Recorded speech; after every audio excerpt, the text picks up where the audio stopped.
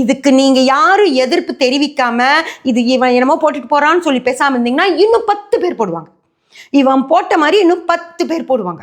இன்னும் 100 கோயில்கள் வரும்.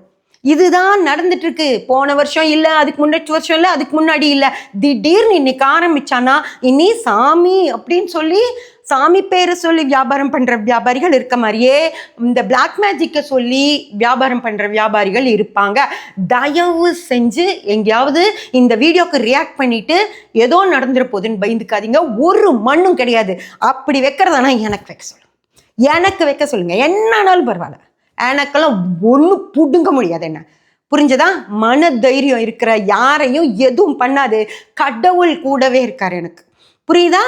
ஒன்றுமே பண்ண முடியாது. சாமி கும்பிட்டு போய் வீட்டில் நிம்மதியா இருங்க. யாராவது இந்த வீடியோக்கு ரியாக்ட் பண்ணிட்டு அவங்கள தயவு செஞ்சு வளர்த்தி விடாதீங்க, புரிஞ்சதா? இந்த தீபம் போடுறவங்கலேருந்து எல்லாத்தையும் நீங்க தான் வளர்த்துனீங்க. அப்படியா? தீபம் போடணுமா, திரி ஏத்தணுமா, ஒரு தீப்பெட்டி குச்சியில பற்ற வச்சா போதுமா, 4-5 குச்சி வைத்து பற்ற வச்சுமான்னு கேட்டுதானே எல்லாரும் இப்படி வளர்ந்து நிற்கிறாங்க. இன்னும் தீபங்கள்லாம் இருக்கு, நான் சொல்றேன். அப்புறம் தெரியும் உங்களுக்கு என்னென்ன அக்கிரமம் நடக்குதுன்னு சொல்லிட்டு. அதனால தயவு செஞ்சு இவங்களை வளர்த்தி விட்டுறாதீங்க. வளர்த்தி விட்டீங்கன்னா உங்களை பயப்படுத்தியே கொண்டுருவாங்க, புரியுதா?